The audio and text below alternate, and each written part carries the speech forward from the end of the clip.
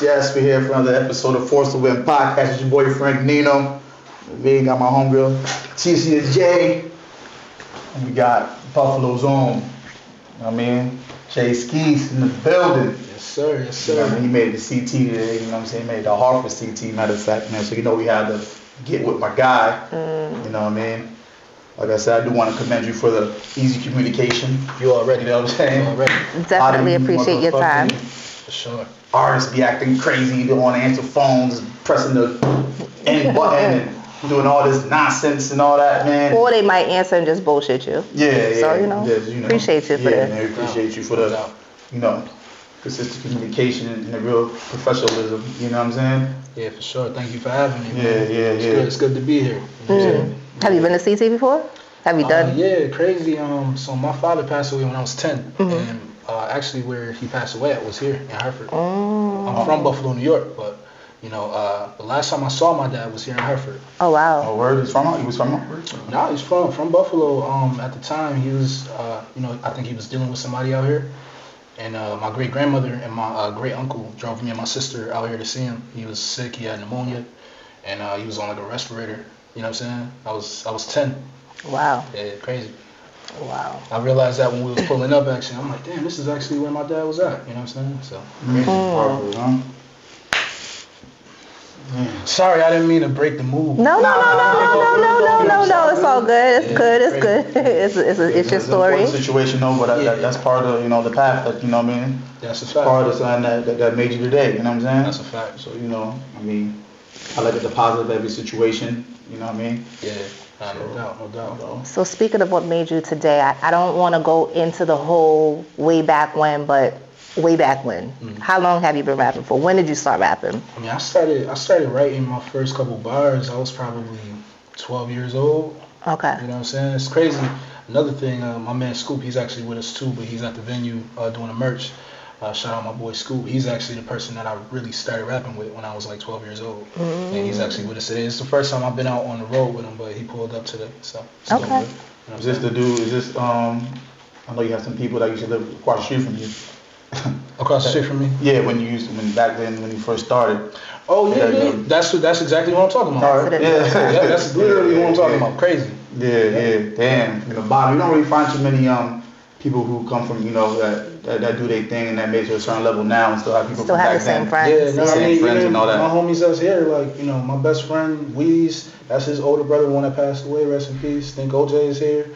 My man, Mitch Arizona. I've been making music with Mitch Arizona since 2009. Okay. So, and he produced, a record on my album that came out last year. He's got multiple records on my new album that's coming out this year. So, dope. I just try and keep, my homies, my circle around me. You know what I'm saying? I was blessed to have a lot of, I don't really have a big, connection with my family, but I was blessed to have a lot of friends that are basically family. You know what I'm saying? So what do you mean by connection? Are you talking about the immediate family, like maybe what your father's side or on both sides really. I just never really built a real strong connection with those people. But we cool. You know what I'm saying? But it's not like a real bond there. I feel like I have a better bond with a lot of my friends. Do you have a big family? That. Yeah, my last name is Jackson. So. That's like You know what I'm saying? Everybody getting to my cousin or second cousin, third cousin. Hell yeah, I got a huge family. So, Now, born and raised in Buffalo, right? Yeah, born and raised, yeah. So 12 years old, you say you started writing. When would you say you finally was like, you know what, I can do this. I want to do this. I think I kind of thought that when I was about 22. I put out my first mixtape. It was called Whack, Women, Alcohol, Cash, and Kicks. And it was just a reflection of, me and my homies at the time, what we used to do. We had this crib called Ocho, and we would have parties every day. You know what I'm saying? And I was always the person. It was a 4-bedroom. I was just always in the studio in my room, recording in the closet, while all this other crazy stuff is going on. It was always good vibes. It wasn't like anything, crazy. Nobody was trapping out the house or nothing like that. But it was always real good vibes. We have girls over, music, alcohol, stuff like that.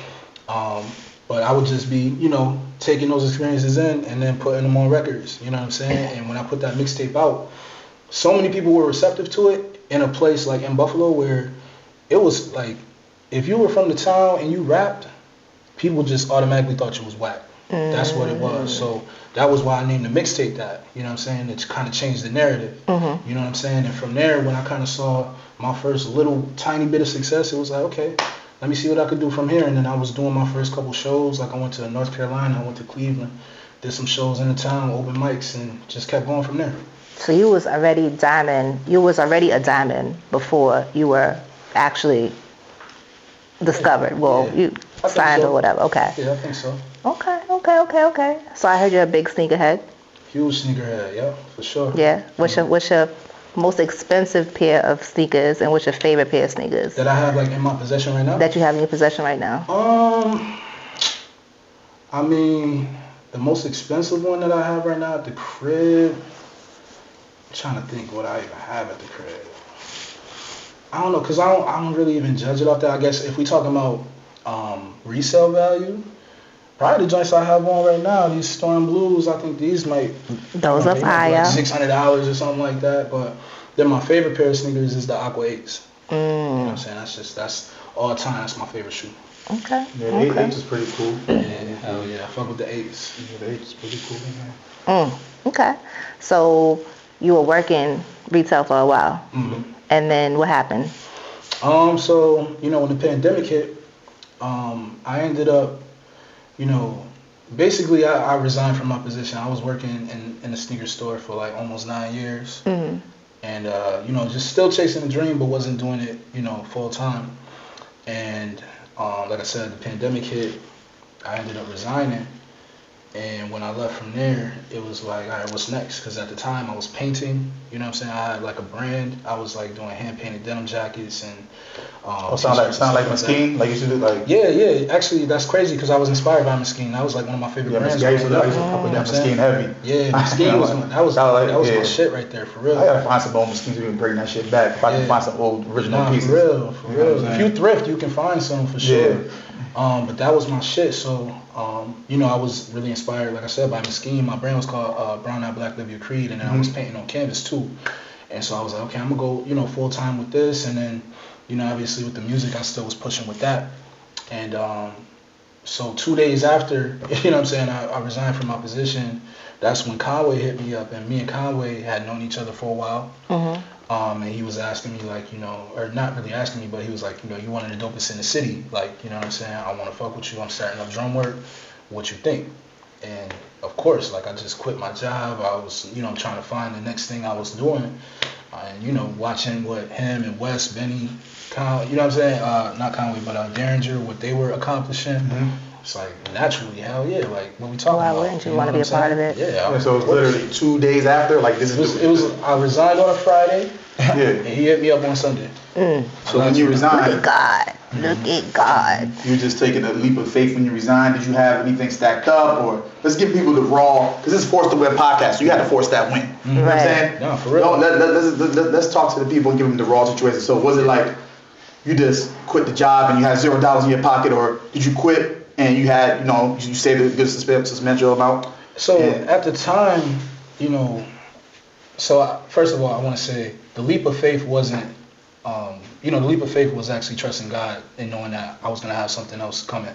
You know what I mean? To make that decision in the first place. You know what I'm saying? Like that's a moment in my life where I think I really saw like the power of God and what I needed to do. He kind of led me in the direction I needed to go. So that was really the leap of faith for sure. But at the time, I just went back to work. Like I was furloughed from work for 3.5 months. So I was doing like the unemployment thing, and then I was hustling my art. I was hustling like my jackets and shit like that too. But by no means I wasn't like balling. No. You're not balling, but you was, So you still lived in this house with the people and. No. I was actually that apartment I was talking about, that was years ago. Yeah. So this apartment now that I had, it's just me and my daughter. Okay. You know what I'm saying? You have full custody of your daughter? Not full custody, but me and her mom, we work it out. We have a great co-parenting relationship for sure. You know what I mean? Everything ain't perfect, but we have a good relationship, which is good. So at the time I definitely wasn't balling whatsoever, but it was just something that told me like that was the step I needed to take. Damn. So you really, because now like you say you had your daughter with you. Yep. And you quit your job. You just said, you know what I'm saying? Yeah. And it's like you have to really have some strong type of faith because it's not about you no more. You got your daughter now. Nah, so what you're saying is exactly that was my exact thought process. You know what I mean? Through all this. So somebody who's watching right now, you know what I'm saying? You're watching Jay Skeese right now, man, and they having the same situation. Like, damn, I gotta take this music shit serious. You know what I mean? Like, they might have a kid. And, you know what I mean? It's like, I'm trying to leave my job too, but what kind of advice you have for this person? Like, you know what I mean? That's why I asked, because a lot of people like to tell these stories, but I like to know the real. Like, I'm not saying, like you said, you wasn't balling. And I don't want to give you no fixed amount though, but you was. Could you pay rent where you was living for the next 6 months if you left that job? Like pay it up? No, I couldn't. I had like an unemployment situation, but that was running out at the end of the year. So, because during. So you went back to work and you started unemployment at the same time? No. So I was furloughed from work. So while I was furloughed, I was still getting unemployment checks. It wasn't like my full amount that I was getting. So, I had enough to cover, my bills at the crib, food, and my car note, and that was pretty much it. You know what I'm saying? Like I wasn't able to really stack up any extra bread off that, so that was why I was really hustling. So you didn't go back to work? You're saying you didn't? I didn't go back to work. Oh, what, you went back, then you quit? No, I didn't. No. So what ended up happening was, the furlough ended. They wanted me to come back. It's a long story. No. You know what I'm saying? Yeah. But long story short, they put me in a position where I had to make a decision on whether to go back or not, and I didn't feel safe at the store. That was just what it is. You know what I'm saying? With the whole pandemic thing going on, it was just a lot going on. You feel what I'm saying? They just put me in a position where it was like, nah, like I'm cool. So. Now, if I'm not mistaken, the store that you worked at, it was looted during the pandemic? Or? Yeah, no, I just didn't feel safe going back because, like I said, it was a whole situation at the store. You know what I'm saying? After we got looted, and then I had a situation prior to that. Like, you know what I'm saying? I got robbed at gunpoint at the store 6 months prior to that. You know what I'm saying? Like right before Christmas, you know what I'm saying? There was a customer in the store. I had my employees there. One of them was like my little brother. You know what I'm saying? And so we had that happen and we got looted. So it was just kind of like, I really just wanted some extra security at the store because it's like, yo, I ain't about to be in this store trying to sell y'all sneakers and y'all merchandise and I don't feel safe in this joint. And I've been working there for almost 9 years, so it was just kind of like, what we doing? You was the manager, right? Yeah, I was the store manager, so it was just kind of like, yo, what we doing? And, ultimately they made the decision to not, give us security when it was a company initiative. So it was just kind of like, all right, well, This was DTLR, right? Yeah, it was DTLR, yeah. Yeah, they're opening up a new store right around here too. Yeah, I mean, shout out to DTLR too. You know what I'm saying? Like, they've been taking over a lot of stores, because we have like Expressions, a clothing store called Expressions, and another one called Evelyn's. And it seemed like they took both of them over. Like, you know what I'm saying? I'm seeing those clothes. I see Snipes now. I see Snipes and DTLR. Those are the two that took over the rest of the those sneaker chain there. It's just crazy. Yeah, man, that's what they've been doing, for some years. Because even before I worked for DTLR, I was working for Villa. They ended up buying Villa. Villa is out of Philly, and they bought all their stores or whatever, and then they changed them over to DTLRs. So, but yeah, I still shop at DTLR. It's no bad blood or smoke or anything like that. But I just had to make the right decision. And you did. Yeah, no doubt. No, that's real. That's real. Yes, you did. Was you always a sneakerhead? That's what made you want to work in the sneaker stores, or? Yeah, I always was a sneakerhead. Like I remember growing up, my man Scoop, I was telling y'all about. That's what his, growing up, he used to get all the sneakers. You know what I'm saying, like the Jordans, Nike ones, especially. And I would always see them joints. And back in, when I was growing up, I was rocking like Spaldings and Air Walks. You know what I'm saying? Like I wasn't getting those kicks. So it always made me want them. I would see the rappers in the videos wearing them, and watching BET and all that. So it always just made me a big fan of them, watching basketball, football. You know what I'm saying? I was always just a huge sneakerhead. So when I was able to get a job, my first job was at Finish Line. You know what I'm saying? So going back to your story, so June you quit.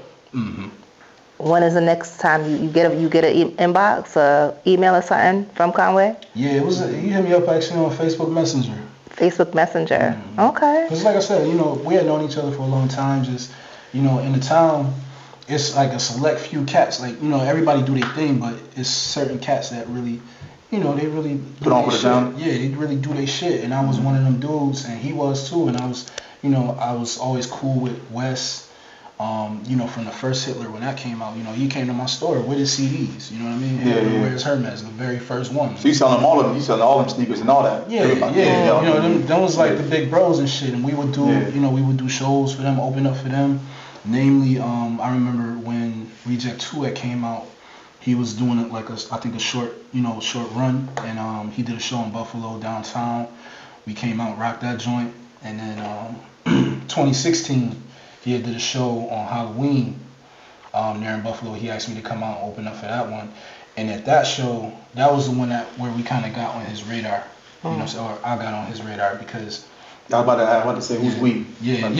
Like, you know, I always say we. No group now, were you? Yeah, no, I got you know, it was a group. It was with First Class, you know what I'm saying? Like, it was me and my homies, Mitch Arizona, Billy Esco, OG Soul, Camouflage Monk, you know, technically is a part of it as well, you know what I'm saying? And all my other homies, you know what I mean? But those are the artists, you know what I'm saying? There's other artists too, Drop Dead, she's another artist with First Class, but, you know, that was when I got really on his radar because I brought a lot of people out that night. They knew the songs, you know what I'm saying? They knew the lyrics, they teed up with us, and it was just like a real good night, you know what I'm saying? And from there, he was like, yo, if I ever get in a situation, like, Skeese is one of the cats that I really want to tap in with in the town, you know what I mean? And your style, you know, in Conway is like, you know, like Too you different. said, yeah, it's different. You know, you know, Conway's more of a, like you said, you know, from the streets talking that shit. Yeah, right. You know what I'm saying? Right. You know what I mean? And you talking your shit in a different way, you feel me? But you stay true to yourself. Right. You know what I'm saying? You put them words together the right way. And you're not really out, you know, you're not lying, basically. You know what I'm saying? You talking your truth. Right. You know what I'm saying? I wish a lot of rappers would just, because if you're nice with it, you're nice with it. You know what I'm saying? You can rap on anybody, but you don't gotta lie. So you banged the fifth and the fourth, and you went to go break the brick down, and you sold four, and then you went to the stove, and then the stove broke, and the cops raided, and you're lying, and you know what I'm saying? There's no reason for. I mean, you know, at the end of the day, though, like, you know, I look at it like, you know, music is art, right? Art is subjective. You know what I'm saying? It's no different than a movie. You know what I'm saying? Some movies are based on true stories. Some movies are, you know, they just are what they are. Like, you know, it was creative expression by whoever wrote the screenplay. You know what I'm saying? And then the director brought it together, the producer, you know what I'm saying? And they put the story together and brought it to you in the form of a movie. So it's no different than that when I think about music. But the difference is with hip hop, it wasn't like founded on that. Like, you know what I'm saying? It wasn't built on that. Like a lot of cats, you know, they were talking about what they had going on in real time. And even if it wasn't them, it was, you know, the stories of their brothers and their sisters and their moms and dads and, you know, things that they saw in their neighborhoods. So I think that's the difference. But for me, I always felt like, you know, if I ever got in a situation where I was, you know, signed with you know, whether Conway, Benny, Westside, I felt like my story had to be told because I'm from Buffalo and they were starting to emerge in the you know, national, global hip hop scene. And with what they brought to the table, they showed one side of Buffalo. You know, a few sides of Buffalo. I shouldn't say one side, but they showed what it was like to be from Buffalo and be what they are. My story is essential to that too because it's no different than when you think about Chicago and you think about Lil Durk, then you think about Common, then you think about Kanye West, and you think about Saba. You know, those are four different artists all from the same place, and they all have different stories. And it's important to show all those different sides. You know what I'm saying? And it's, you know, that's what makes a city a powerhouse, just like Atlanta. You got Donald Glover, you got Future, you got Young Thug, you got, you know what I'm saying, Outkast, all from the same city. So that's why my story is essential in this whole conversation about Buffalo. You know what I'm saying? Because I have a unique story, and it just shows a different side of what it is to be from Buffalo. You know what I'm saying? Yeah, because you go based off, you said Kanye West and Benny. You're gonna think it's just that. You know what I'm saying? Like, So you're rapping about your life. Your wordplay is crazy. Do you go in the dictionary a lot and no? Nah, I really don't. I always had a thing for words. Like, even when I was, like, before I started making music, like, I used to write short stories. You know what I'm saying? When I was like 7, 8 years old, like back in the day, I would sit down and write short stories or whatever, and I would always just want to find those next words. You know, this means this, and then this means this. Oh, okay, I can say that instead of saying this. I always had a thing for that. You know what I'm saying? Okay. So back when you was in like school, like, you know, middle school, going to high school, you had to take a test to get in your school. Yeah, for that. Yeah. Like, you know, there wasn't no games. Like, you really had to, like, to get in this type of special school. Like, you know, you was like, what, HP honor classes? Like, yeah, I was taking a lot of like AP and IB classes. You know what I'm saying? School is called City Honors, but they had us taking college level like classes. Yeah. Like 7th, 8th grade. You know what I'm saying? But like after my father passed away, cause I got in a little bit after 5th grade, and that's when they started. You know what I'm saying? At 5th grade. And, you know, my dad passed away halfway through that year. And then I feel like from there, because up until that point, my grades, like my average was always 95. You know what I'm saying? 97, 98. And I think from there, I kind of lost a little bit of my focus, like academically. And then that kind of followed me like throughout my whole, you know, the rest of my school tenure. You know what I'm saying? Even up and through high school. But I always just had like, you know, smarts and just common sense and stuff like that. But I just, like, academically, I just could never really focus. You know what I'm saying? So you didn't go to college? I went to college. Or like community college or? Yeah, I went to community college for like a semester and then I dropped out. At the time I was working, and I wasn't even going for nothing that I really wanted to do. Like I was working at Finish Line, and I said, okay, well shit, I'm working at Finish Line, I might as well go for business. But that wasn't really what I wanted to do. I always just wanted to make music. You know what I'm saying? Like that was like my main thing.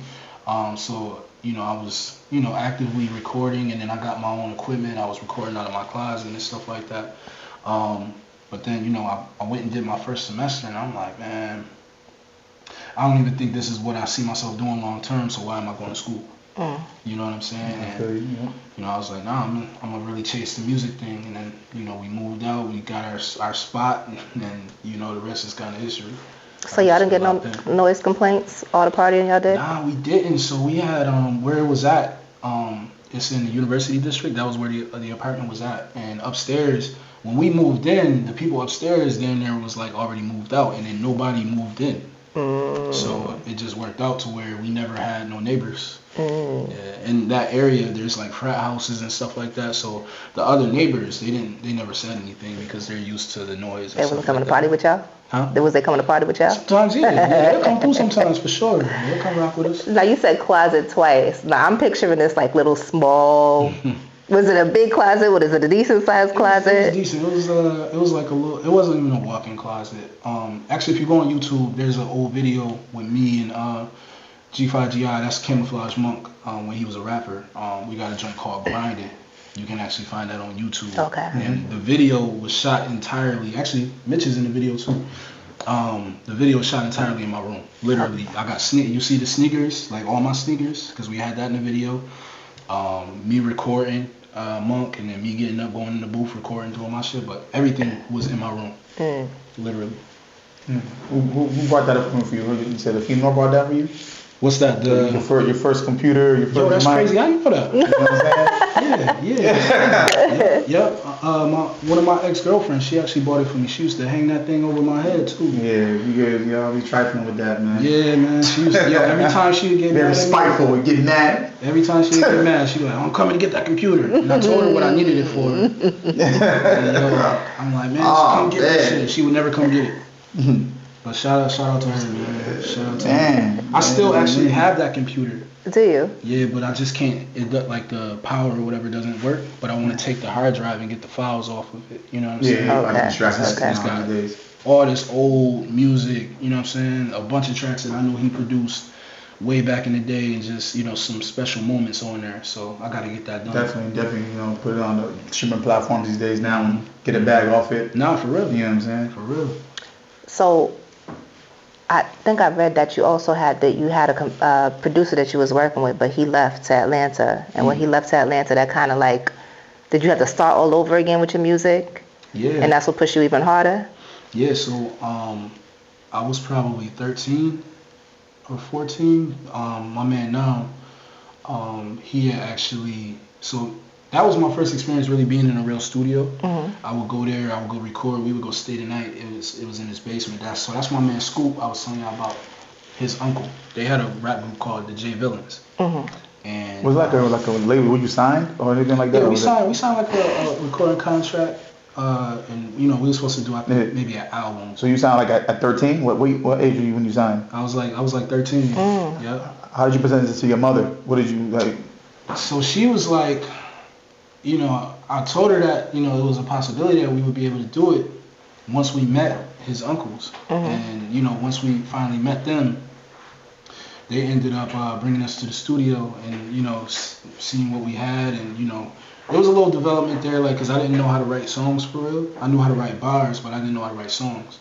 So once they saw that, you know, we were serious and, you know, I was doing my thing, it was like, yo, you know, we wanna record a demo and maybe an album. And so I went back home, told my mom about it, and I think with her biggest thing was she was cool with it because she knew I didn't have my dad.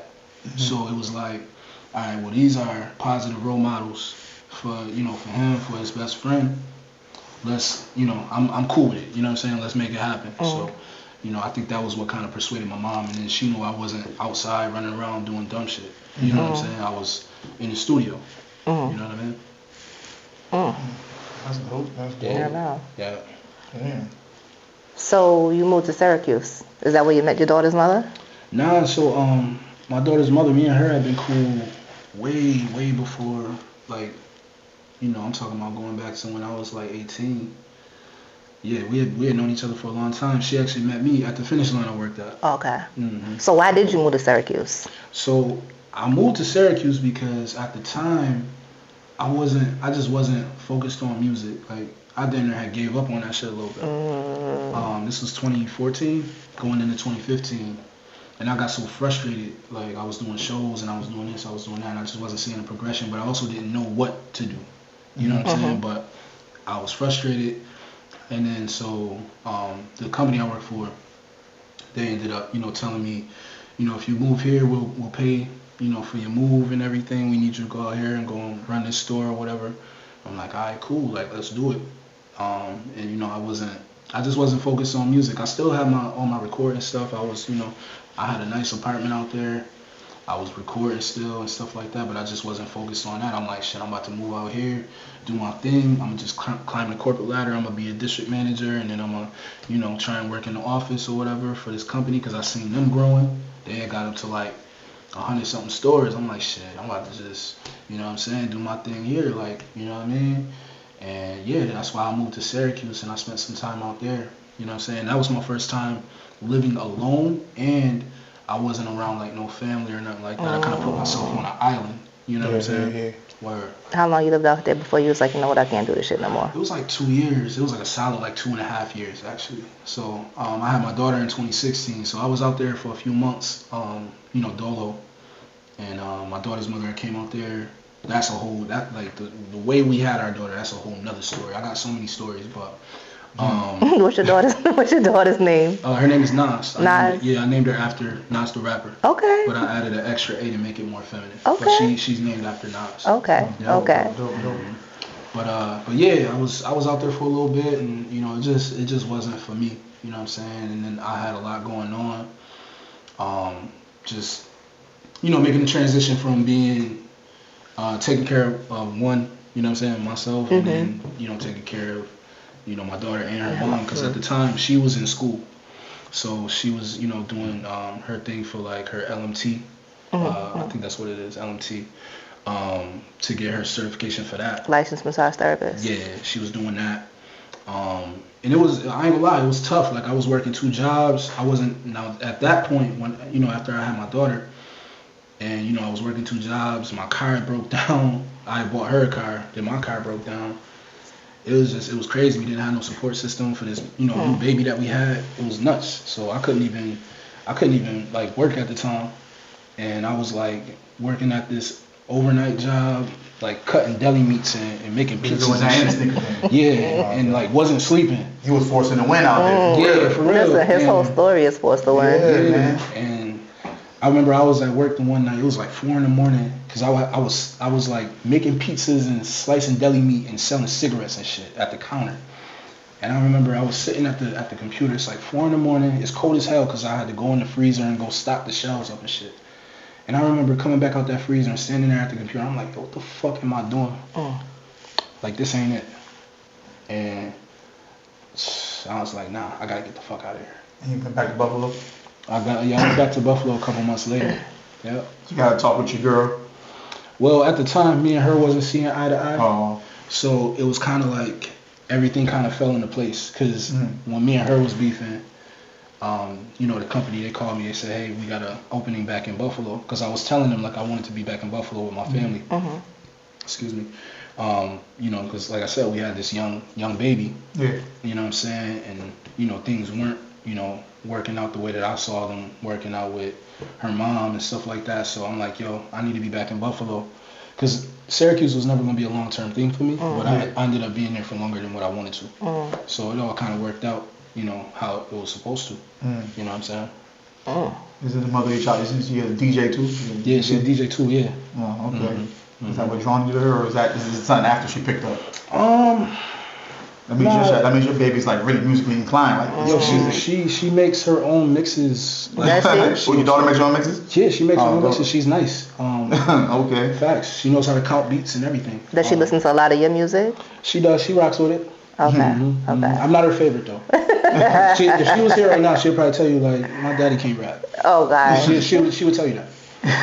It's funny as hell. But no, to answer your question, you know, I thought it was dope that she was a DJ. I actually thought it was fire, you know what I'm saying? But I think our connection was more so. When you met her, was he a DJ, or is this like something she picked up after? This is something she kind of. Well, she was doing it, but I didn't know that. So I didn't find that out about her until later. Oh, okay. But she's a good person. You know what I'm saying? That was what like really drew me to her.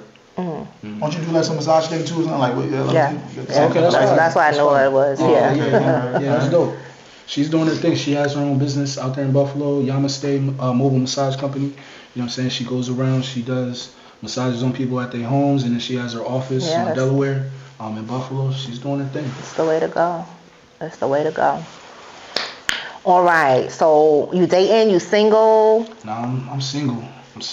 Is it hard to date in your field, in your? Yeah, it's hard because I put this shit before everything. Okay. You know what I'm saying? Like I don't play no games with this shit, and I'm focused. You know what I'm saying? So it's hard for me to really even form connections with people because if you're not like actively chasing something like I'm actively chasing something, you're not gonna understand why I'm always out of town, why I always gotta do this, why I always gotta do that. Like your brain is focused on this. Yeah, and I'm a father before all this shit. So it's like I'm a dad, and then. But that's what makes you go harder, being a dad. You know that, so you can, you know. Exactly. So it's like a lot of women don't understand that, especially like in this. I feel like in this time. But you know, that's just women. Period. Like you know, you gotta spend the time, you gotta spend the money, you gotta, you know what I'm saying? It's certain things that gotta happen. But when you really actively pursuing something, it's hard to build those connections. You know what I'm saying? It's like we got a lack of compassion. You seem like you might just be one track minded. That's all you fucking care about. It's fucking and it's music not. shit. This is your life. You doing this, you doing that. You over here running around. I need some time. I need to go out here and chill. Like you know, you get home, you tired. Like you know, you just want to lay down and like, yo, like, no show no affection. And I know exactly what you're going through, man. It's crazy. You know what? I don't need none of this shit. Just leave me alone. I'll be by myself. Cause this is number one. This is number one for you. This is your. You know what I mean? Yep. That's what you're married to, man. You know what I'm saying? Except for your daughter, you're married to this, but you're doing this to make a better way for your daughter. So you're going extra hard. And even so, you sacrifice how much you don't too. Exactly. You know what I'm saying? Exactly. You know, so it's like, what are we doing here? You know what I'm saying? Like, you chasing this, you're gonna sacrifice. Something has to give. Yeah. And a lot of that is the time. People won't be understanding that, man. And it's not that you're selfish or you mean or anything. It's just. You had to deal when you was fucking 11, 12. You know what I'm saying? Like, this is something that you really love. The passion is real. And what's life, you know, working at a stupid ass 9 to 5 and doing some shit if it's not your passion. You know what I'm saying? Like, it's like a waste of time. Living in the TV, it's like a channel box. You just get up, go to work, 9 to 5, come home. And then, you know, it's not really fulfilling you. You know what I'm saying? You want to get paid off something that you love. I just made a song yesterday, and I was talking about in the verse how I don't want to be, you know, 70, 80 years old and looking back and be like, damn, if I would have just went a little bit harder, I could have made such a difference just for my daughter. You know what I'm saying? Like, and like not even just for my daughter. Like, you know, I really do this shit. I really give this shit my all because I care about not just my daughter, but you know, all the people that I consider family, Yeah. their kids. You know what I'm saying? Because when you get into a certain position in this shit, it's like, yo, this person can benefit from it. This person can benefit from it. This person can. I just want to make a way for all the people that I care about. Yeah. That's all. That's all I've ever done music for. Yeah. Like from the beginning. You know what I'm saying? Like I started making music because I thought it was like a way I could help my mom. You know what I'm saying? After my dad passed away, because I know it's just her. So, you know, I'm like, shit, I'm about to do what I could do so that, you know, I can lessen the burden on my mom. You know what I'm saying? And that was like always. But there's other ways to get to that bag. You know what I'm saying? But rap or music. But that was like what. That was your passion. You want to monetize your passion. You know what I'm saying? Exactly. Yeah, to make that clear for the people. You just didn't do it for the money. Yeah. You did it because this is what you love to do. Fuck it, let me make some money off it too. Mm-hmm. Yeah, you know exactly. Because like I said, I love words and everything. Like I love, and then once I found out that I could take a beat that sounded fire and then put something to it that rhymed, and that was like a little bit of a challenge. Like, oh shit, okay. Oh, okay, I can do this. And then it was like, and I can get paid from this shit. Yeah. It's up. Let's. And in the art, like you're just an artistic person, period. So you can, you know, put all this together and just make a whole funnel. And you know what I'm saying? Exactly. Do you still do art? Are you still into it? No, I'm not. No. I'm not.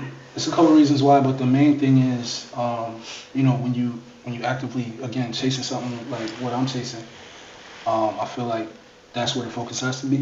Because if it's not, then you're taken away from that. So it's like you don't want to spread yourself too thin. You know what I'm saying? So I want to get back to it. I've sold paintings. I've sold, you know, like I was saying, denim jackets and stuff like that. Well, these days, you know, I think get intertwined because, especially like with this boom bap, you know, there's a lot of people who do art. Yeah. And they incorporate it with their marketing scheme as far as even as a person who they are. Like, you know, so you know, your J Skeese, you got the art, but use that for your cover of your album, and then you sell that. You know what I'm saying? Like, there's ways to. It all depends how you intertwine it. You know what I'm saying? But I feel you know, sometimes you wanna. Yeah, I'm really just. Maybe you're gonna go back and grab that later. Yep, exactly. Like, you know what? Exactly. Like once I have the audience, and you know, that audience that just loves everything that I do, which is you know my audience now, but you know I just want to continue to grow that audience. Then I'll reintroduce that. You know what I'm saying? Because I gotta find my passion for that again too. Yeah. You know what I'm saying? Yeah. That's real. That's real. Well, what else do I got? So we're gonna skip it up now. So now you with Conway now. You know what I'm saying? How's it working with him? And what's the first project that when you officially signed him, that you put out? Man, so first question to answer that, it's like phenomenal working with Conway because he's like a workhorse too. You know what I'm saying? Like I think he just has a different level of dedication to the craft and what it is to be an MC. So to have somebody in close proximity where I can kind of soak some of that energy is dope. You know what I'm saying? Because I just feed off that, and I look up to him in a lot of ways, just in terms of him being an artist. You know what I'm saying? And then it helped me step my game up because it's a certain standard when we talk about Griselda because of what they've done in the game. You know what I'm saying? And it's like, okay, if you're gonna be rapping with Conway, bro, you gotta be talking that shit in the way that you talk it. You know what I'm saying? It's a certain, like I said, a certain standard, and I want to meet that standard. So the first project that I put out with Drumwork, I had the single Suede Uppers that came out in 2021. But the first album was Pain Provided Profit, which was March of last year. But then that was me and Conway together. Yep. And then my first album on Drumwork was Abolish Uncertainties last year in March as well. Okay. Did you just recently drop a project as well? Yeah, so that one was Testament of the Times with Superior. Shout out to Superior. He's a Spanish producer that lives in Germany. That wasn't a Drumwork album, no. It was an independent release. But yeah, Testament of the Times is out now. That's like my newest project. It's doing well too, you know what I'm saying? It's being well received, and it's kind of setting the runway for what I'm doing with the whole Ground Level thing. You know what I'm saying? The Ground Level is an album that I got coming soon, but it's also a mindset. It's also a mantra. You know what I'm saying? Now, were you the first artist that was signed to Drumwork? Yeah, I was the first artist signed. I signed in February of 2021. Dope. So who else? So then you got 7. Yeah, Love the Genius. Yep, you got her, and then who else? I mean, yeah. So you got Love the Genius, you got Goose by the Way, you got Shots on My, you got Kendrick, you got. Oh, he's signed a drum work.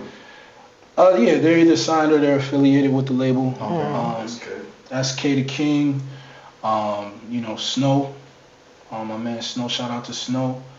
Yeah, I mean it's a lot of cats. Yeah, it's a lot of cats. You know what I'm saying? So you guys, you got a label deal with Empire? Like, does Conway have a label deal with Empire, or something that you went to go get? And then yeah, no. So that situation, About Uncertainties and Pain Provided Profit and the Drumwork album, those all came out on Empire, but that was Conway's situation. Oh, okay. Mm-hmm. Okay. Mm-hmm. So who you first started off with? You named a couple of people besides this gentleman right here that produces. Does anybody else still rap or no? Yeah, I mean Billy Esco, that's my brother. You know what I'm saying? He's got some music coming in the pipeline soon. He's with First Class. OG Soul, he's somebody else that, he's got plenty of music in the tuck. I just was listening to some of his newer stuff with him. He's got some projects on the way. Drop Dead, she dropped a project with Mitch Arizona last year. It was towards the end of last year. What's that project called again? Drop Dead. Yeah, Drop Dead in Arizona. So that's out now. You guys can check that out. And then Camel Monk, he's always working closely with Griselda. You know what I'm saying? Mm-hmm. He just did Vertino with Conway and Joey Badass, and he's part of the Heartbreakers. You know what I'm saying? That's West Side Guns, producing team with Derringer and I want to say Conductor Williams. I think he's the third piece, if I'm not mistaken. Don't quote me on that though. I believe it's in there. Don't quote me on it though. But yeah, you know what I'm saying? He's always got work coming. And yeah, so that's pretty much everybody from First Class. And then my man Scoop Dollar, he's always got, things coming out. Me and him did a record last year, he put it out last year. And I know he's got some stuff coming for this year too. Okay. Mm-hmm. Okay. So, couple of questions. An artist that you think that's underrated? My brother, man, Big Crit. Big Crit? Mm-hmm. Yep. Okay. Yeah, Big Crit from a long time ago. Yeah, that's fire. He's definitely one of the most underrated. Like, I know a lot of people. Big Crit, nice. No, it's crazy. I know he's got. I mean, there's a big conversation right now about a lot of the blog era rappers. Who's the top three? You know what I'm saying? Kendrick, J. Cole, Drake, and then there's other people too from that era. You know what I'm saying? You got the ASAP Rockies. You got the Big Sean's. You got the Wale's.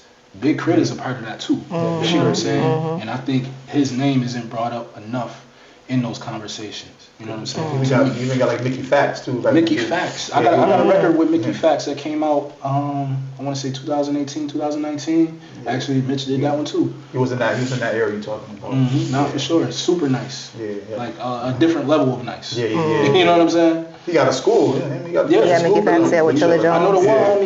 The one homie from here, Show Rocker. He rocks with shout out to Show Rocker. Yeah, he rocks with Mickey Fax heavy too. You know what I'm saying? Yeah. Okay, so besides Mitch Arizona, your favorite producer to work with? My favorite producer to work with aside from Mitch would probably be my man Illtone Beats. Okay. He's another producer from Buffalo. Overall, just good guy. I record a lot of my music with him too. But super talented, and he's got some work coming in the pipeline this year too. He's got a crazy album that he put together himself. Me and him are working on an album right now too. He did a record on Abolish Uncertainties. He did some records on the Drumwork album, and then he's got some records on the Ground Level album that I'm putting out this year. 3 artists that you have not worked with that you want to work with, that you're looking forward to working with. Let's see. I want to work with Kendrick Lamar for sure. I get a Kendrick and Cole vibe from you when I listen to you. Cole too, so that's number 2 on there. Them 2 both. Preferably one song with all 3 of us on it. You know what I'm saying? And the third artist I want to put on here on this list, I'm gonna say Nas. Okay. You say you fuck with Lloyd Banks heavy, influence you heavy. Yeah. So you went on the do-rag and all that. Lloyd Banks was my dog, man. Like, I remember growing up, like, my whole style, punchlines, was just based around what he used to do. And then, I used to wear the do-rag like him and shit. They used to call me Lil Banks. When I used to be just rapping on the corner of Bailey and Andover. Facts. Did you ever do battle rapping? I did. I battled a few cats back in the day. You know, that used to be a thing for sure. My man Weez, rest in peace. That was like actually my first battle. I think he brought me over there on Beverly, and I battled what was his name, Martin. We went crazy, and that was one of my first ones. So what kind of battle was this? Is this something that you prepared for, or something you just had rhyme for rhyme? Yeah, it was something I had prepared. Oh, you prepared, so you went personals and all that? Oh, no. So, okay, my bad. I should have jumped right into the question. But at the time, you know, it wasn't what it is now where, dudes prepared versus now. We just went bar for bar. Okay. Yeah. You had the bars on deck ready to go. Of course. I used to keep I still do, but I used to keep a clip full, you know what I'm saying? Eight verses where I could just go 16, 20, 24 bars and just go. You know what I'm saying? Any of these battles on camera? Nah. This is going back to 03, 04. He's gonna pull out the next tail and be like. I think the last battle I had was with a rapper from Buffalo. And it wasn't even like a battle. It wasn't a live battle. Like, we just sent some records back and forth. You know what I'm saying? Oh, like this records or something? Mm-hmm. Oh, they was hating? Yeah, it was hating. We cool now. That's the homie. You know what I'm saying? But you know, this is going back to 2012, I want to say. You know what I'm saying? It was just a funny situation. But I had to let niggas know what it was. Sometimes you gotta do, it's part of the game, it's part of hip hop, it's competitive. Yeah, it's competitive. You gotta test that pen, man, talking that shit, take your head off. That's a fact. They gotta go down. Speaking of pen, when you're in the studio, when you're writing, do you do anything? Like, do you have a vice? Do you smoke? Do you drink? What are you doing to get in your zone? No, I don't do either. I don't smoke. I don't drink when I'm in the studio. I don't really dabble with that either. Like, I'm 4 years sober from alcohol. And as far as smoking, like, you know, I might hit the L 3 times before I go to bed, maybe twice a week, maybe, if that. And that's it. Do you get paranoid if you smoke? Because that's what happens to me. I used to, and that's why I didn't really fuck with it. But now, like, I just, like I said, before I go to bed, it just helps me sleep better. Oh. But, I took an edible this weekend and I was stuck on stupid. Yeah, stupid. I look like Bernie Mac, like, Listen, I learned my lesson with that shit a few times. And you don't learn your lesson, you do. Because I did it again, but the first time I did it, I was good. I was loving everybody. This time I did it, I was stuck. I got invited to mad parties. Be careful with that shit. Listen. Will do your dish. What do you put in that? Fuck that. I was like, that shit goes straight to the bloodstream, you know what I'm saying? Mm-hmm. Paralyze your whole body. I can't even move, stuck on stupid. So drinking, why did you stop? Did you have like a bad episode with drinking, or did you just was like, you know what, I'm good? I mean, alcoholism runs in my family as well as addiction.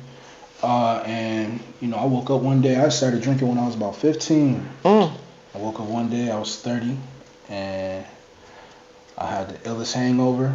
And I was like, yo, what am I doing this shit for? I made a list of pros and cons, and I would write the pros over here and the cons over here, and there wasn't a pro. That's the thing.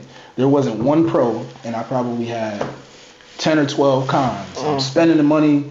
I'm picking the best tasting nasty shit. You know what I'm saying? I'm waking up with a headache, like, bro, I'm like, yo, nah, this ain't it. You know what I'm saying? And what's crazy is I stopped drinking right before. You know, I told you I got robbed at gunpoint at the store. So all this shit, like, when I made that conscious decision, then I made the other conscious decision to leave the job. It's like that was what kind of sparked off, you know what I'm saying, my whole ascension in this shit. You know what I mean? Like, it was like, you know what? I need to leave this alcohol alone because it's not doing anything for me. And then, you know, going like the whole COVID thing, left the job and all that. And that was when, you know, I kind of took off. So I feel like it's closely related to that whole time in my life. So that's why I would probably never go back to it. So out of all the rappers in Buffalo, this guy that signed you first. He signed you first. Was there a particular album or body of work that you liked, or like a particular line, something just grabbed him? Like what was it like? No, it was really that show I was telling y'all about earlier. It was on Halloween in 2016. He kept his word. Yeah, I mean, he didn't tell me that then. Yeah. You know, he told me this after. It was like after I got next to him and we had our first couple sessions in the studio and shit. He was like, "Yo, what really put you on my radar was we had did that show, 2016, Halloween and shit." He was like, "I just seen how the crowd reacted to you and you doing your thing." He was like, "Nah, like I'm fucking with Skeese." You know what I'm saying? So that was what really put him on, and then So what ended up happening was we went to New York. This was after he had hit me up and said he was rocking with me. This was a few months later actually. So I took the summer. I put out a project in September of 2020, and then the next month in October, his assistant hit me up and he's like, "Yo, I wanna." He wanted me to come down to New York, me and Love. So we jumped in my truck. We went down. We was in the studio, and I think in that first session I made Symmetry, which was on Abolish Uncertainties, and I made Burner Phone. I made both of those in the same session, and then we played them back, and he was like, blown away. Like, if I don't know if you've heard Burner Phone, but like that's a crazy story to write in one session and record it. And he was just like, I think that was what really sold him. And then obviously too, Love had some phenomenal records that she made too. So I think hearing, She was Buffalo too as well, right? Yeah, hearing what we both had brought to the table and created that day, he was like, nah, like I really need to fuck with them. You know what I'm saying? Now, had you not jumped in the truck right there and then, do you think you'd still have that opportunity? Probably not. But that's like my story, period. Like I've always, like when I get a feeling to just do something, especially now, like, even with coming here, you know what I'm saying, and doing this interview, I'm this is like when I get a feeling to go do something, I just do it because I know how important certain things can be to my story and to my growth and to my development. So, I felt like that was like one of those moments where it was like, okay, what you gonna do? Nah, fuck that. I'm getting in my car and going. You know what I'm saying? Because I want this shit that bad. So you say you just, you go with your gut feeling? Yep. All right. My last question to you is mental health. Like this is something I stress in every interview. How important is mental health to you, and what do you do on a daily basis to cope? I think, well, for me, mental health is definitely very important because, there are people in my family that have dealt with depression for a long time, and I see what it has done over time to them, like their decision making and, just overall, just, I know they're good people, but they just make some poor mistakes, you know what I'm saying, or poor decisions, I should say. And behind, just depression, and that's just one, area of mental health that can, affect people negatively. Even myself, you know what I mean? Like I've gone through a lot of different things. So I try to make sure, when I'm feeling a certain way, I communicate those feelings with someone. I want to go to therapy because I know there's a lot of things that, I probably haven't processed fully or in the ways that I probably needed to, that I think I would benefit from, going and talking to a professional. I just haven't done it yet, but I think mental health is very important, and, I definitely stress to anyone who's listening or watching, like, if you do feel a way, you know what I'm saying, to go and get the help that you need, or even if you're not getting professional help, say something to someone that that you trust, you know what I mean, because just talking it out sometimes can do a lot, you know what I'm saying, and I'm not saying that that's the cure for everything, but, it's needed for a lot of people, especially black men, you know what I'm saying, because a lot of the time we just take stuff and we just hold on to it, throw it in the back of our minds, and then it still be there, but we try to act like it's not, but it's always going to be there until, you unpackage it and, do what you got to do. Well, actually, one more question. So your younger self, I usually like to ask, what would you tell your younger self? But you seem like you've been pushing since you was young. So someone that's watching, someone that's listening, what would you tell them as far as career-wise? Like not giving up, pushing harder, like? I would say just seize the moment. You know what I mean? Sometimes you got to make the moment happen. Like sometimes you can't be afraid to, give somebody a business card or stop somebody, you know what I'm saying? Don't let the moment pass you, you know what I'm saying? Because it's been plenty of times where I'll be in a room with somebody and, I've done this before. Like I'll be in a room with somebody that I know, I need to say something to and I won't say anything. Or, not so much now, but I've done it in the past, or, I recognize that person, I need to go and, at least tell them my name.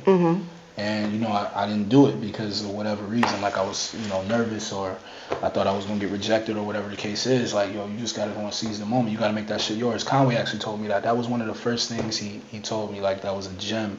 It was after that first session I was telling y'all about. He was like, yo, Skeese, you gotta seize the moment. You know what I'm saying? He actually mentioned it on one of the records that he did. I think it was on God Don't Make Mistakes, if I'm not mistaken. But yeah, that was something that always stuck with me, and so I want to leave that with you guys. You know what I'm saying? Like, seize the moment. When you get an opportunity, like, just take full advantage of it. Don't let that shit slip by. Take full advantage of it and force that win. You understand what I'm saying? Step outside your comfort zone. Yes. Yeah, you gotta get uncomfortable to get comfortable. Yeah. That's a big fact. Say that. Yeah, definitely. I usually ask, give me a force to win story when you're back against the wall. But, you gave me a lot, man. Yo. I know your time is pressed right now. Right. You know what I'm saying? Especially for coming through. Oh, yeah, 100%. Very professional Definitely guy. appreciate you, for sure. One thing that I did see on the internet, dude was mad that you said you stuck him up or something like that. Like, you know what I'm saying? But I don't know how you even got that. I don't even want to talk about that. You know what I'm saying? So, like I said, I got a million stories, and that is actually one of them. You know what I'm saying? I'm like, Was that a true story? No Like, problem. was it your peoples that actually reached out? Because he made it seem like your peoples reached out, and when he tried to reach back, he was sitting in the hotel that morning and nobody answered back. Yeah, it was my people who reached out, and he wanted to do the interview. I told him to set some stuff up while we were in the city or whatever. And unfortunately, I had a situation where I had to leave where I was at because I was doing a show. But I ended up having to leave the show and get back home. You know what I'm saying? Like, I had to drop everything and go. And my guy that was the middleman, he didn't communicate that. And he had plenty of time, but he didn't communicate it. So, unfortunately, the homie was there and I wasn't. So, I just want to go on record now and say I apologize because I don't have a way to, hit him up directly. Apologize for the situation, and next time I'm in Toronto, we'll make it happen. You know what I'm saying? Old guy, man. I know what I'm saying. Yeah, so It's always just Something happens, or life happens, right? You can't control everything. Yeah. But yes. Force to Win podcast, man. Shout out to my guy Jay Skeese in the building, man. You know what I mean? It's your boyfriend Nino. It's your girl Leticia J. And we signing off, man. Peace. Thank you. Definitely.